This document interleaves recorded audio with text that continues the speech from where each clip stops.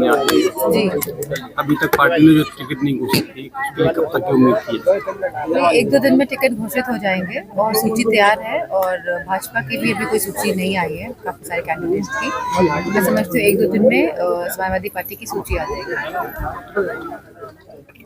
ममता बनर्जी की हालत बिगड़ी हुई है, कई तरीके के लोग उन पर टिप्पणी कर रहे हैं, क्या कहेंगे इसको? कई तरीके की बयानबाजी हो रही है, लोगों की अलग अलग प्रतिक्रियाएं आ रही हैं। नहीं, वो जल्दी से जल्दी स्वस्थ हो जाए, उनके सर पे चोट आई है एंड वो घर अपने जा चुकी है, स्टिचेस लगे हैं शायद माथे पे एंड अपने घर जा चुकी हैं। आप देखेंगे कि वो 2-4 दिन में एकदम आपको कमेंट आ रहे हैं, नजर आएंगी। कमेंट आ रहा है ये चुनावी स्टंट है। जो खुद स्टंट मारते हैं वो हमेशा दूसरों को इसी निगाह से देखते हैं। मैम सीए को लेकर क्या कहती है आप? समझिए चुनाव का माहौल है और जनता के पास हम लोगों को समझाने के और बताने के बहुत सारे मुद्दे हैं, चाहे वो महंगाई का मुद्दा हो, चाहे वो किसानों का मुद्दा हो, एमएसपी का मुद्दा हो, चाहे वो युवाओं की रोजगार का मुद्दा हो, चाहे वो महिलाओं की सुरक्षा का मुद्दा हो।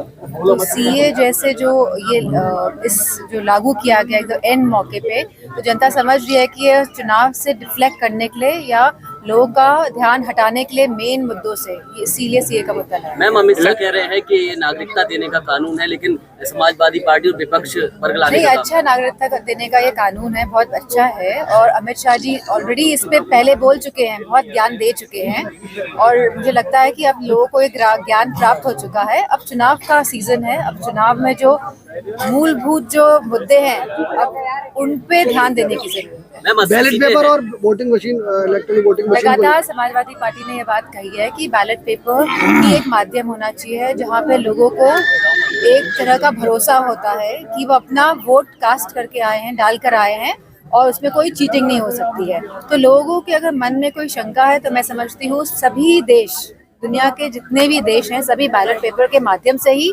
चुनाव करते हैं, चाहे वो अंडर डेवलपमेंट कंट्रीज हो, चाहे वो पाकिस्तान हो, चाहे वो बांग्लादेश हो, चाहे वो चाइना, सब बैलेट पेपर के माध्यम से ही चुनाव हो रहे हैं। तो खाली भारत ही एक ऐसा देश क्यों बचे जहाँ पे अभी भी ईवीएम का प्रयोग हो रहा है। जब लोगों के मन में मंशाएं हैं तो मैं समझती हूँ सरकार को और सभी मशीनरीज को इस मंशाओं को दूर करके बैलेट पेपर से चुनाव। आरबीआई ने इलेक्ट्रल बॉन्ड को सार्वजनिक किया। 6 से 7 सीटें इंडिया गठबंधन को दिखाई जा रही हैं, आपको क्या लग रहा है कितनी जो सीटें मिल रही हैं? सर्वेज जो ज्यादातर होते हैं बीजेपी स्पॉन्सर्ड सर्वेज ही होते हैं, जिस तरह हमको देखने को मिला है बॉन्ड्स, जो बॉन्ड वाला जो मसला आया है और जो चंदा इतना मिला है बड़ी बड़ी पार्टियों को, तो मैं समझती हूँ इस तरह के सर्विस का कोई अभी कोई औचित्य नहीं है। आरबीआई ने इलेक्ट्रल बॉन्ड को लेकर मुख्यमंत्री ने ट्वीट किया है। सॉरी, बदायूं सीट पे चाचा शिवपाल चुनाव लड़ रहे हैं, चाचा जी, उसको लेकर मुख्यमंत्री ने ट्वीट किया है कि वहाँ चाचा भतीजे की लड़ाई छिड़ी हुई है। मैं समझती हूँ कि आदरणीय शिवपाल जी का जो कैंडिडेचर है बहुत दिनों पहले ही घोषित हो गया था, तो उस टाइम उन्होंने ट्वीट नहीं किया। जब मैदान पे हैं आदरणीय शिवपाल जी और मजबूती के साथ जो लड़ रहे हैं चुनाव और जो ये सीट निकल के आने वाली है भारी बहुमत से समाजवादी पार्टी ये सीट जीत रही है, तो कहीं ना कहीं खलबली मची है। यादव की सूचना आ रही है सभा में शामिल हो सकती हैं, आप स्वागत करेंगे? अगर राष्ट्रीय नेतृत्व इस तरह कोई फैसला लेता है तो हम राष्ट्रीय नेतृत्व का पूरा साथ देंगे, स्वागत करेंगे। आरबीआई ने इलेक्ट्रल बॉन्ड को जो है सार्वजनिक किया, क्या कहेंगे? मैं समझती हूँ अभी और भी उसमें जो चीजें रह गई हैं, जो उसका जो आइडेंटिटी कोड जो होता है, तो वो संख्या जो होती है वो अभी नहीं आई है। मंडे को कोर्ट ने कहा है कि इसकी भी सूची एसबीआई दे। सीतारमण कह रही हैं कि इलेक्टोरल बॉन्ड पहले से बेहतर है। वो तो अपने पक्ष को सही साबित करने की पूरी कोशिश करेंगी। आपको क्या लगता है? मैं समझती हूँ एकदम क्लैरिटी आ जाएगी जब इलेक्टोरल बॉन्ड्स के जब ये आइडेंटिफिकेशन वाले जो ये नंबर्स आ जाएंगे कि किसने किसको चंदा दिया, चुनाव से पहले कितना चंदा मिला, तो ये अच्छी बात है। इस तरह की क्लैरिटी, ट्रांसपेरेंसी होनी चाहिए एक सिस्टम में। हमले में लोकसभा चुनाव में अगर भाजपा केशव प्रसाद मौर्य को चुनाव में उतारती है तो समाजवादी पार्टी किस तरह की फाइट दे पाएगी, क्या लगता है? मैं समझती हूँ समाजवादी पार्टी मैनपुरी में बहुत स्ट्रांग रही है और हमेशा रहेगी, क्योंकि समाजवादी का जो बेसिक जो हमेशा से समर्पित रही है मैनपुरी सीट के प्रति और हमेशा से विकास के काम को ही हमेशा आगे लेके गई है और जो सही है समाजवादी पार्टी हमेशा उन्हीं के साथ खड़ी दिखाई दी है। तो मैं समझती हूँ कि समाजवादी पार्टी मैनपुरी में बहुत मजबूती के साथ चुनाव लड़ने जा रही है। जो मायावती को है वो इंडिया गठबंधन लाना चाह रही थी, लेकिन वो कह रहे हैं कि दलित विरोधी है, मायावती का बयान आया है।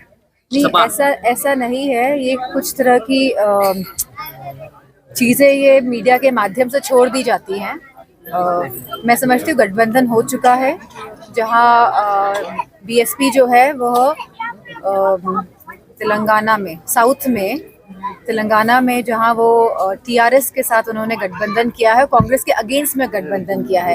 तो मैं नहीं समझती हूँ किसी भी इस तरह की बातों में कोई भी सच्चाई है। नहीं, मायावती का बयान आया है कि सपा विरोधी है, दलित विरोधी। मैं समझती हूँ कि समाजवादी पार्टी बहुत मजबूती के साथ उत्तर प्रदेश में भाजपा के सामने खड़ी दिखाई दे रही है।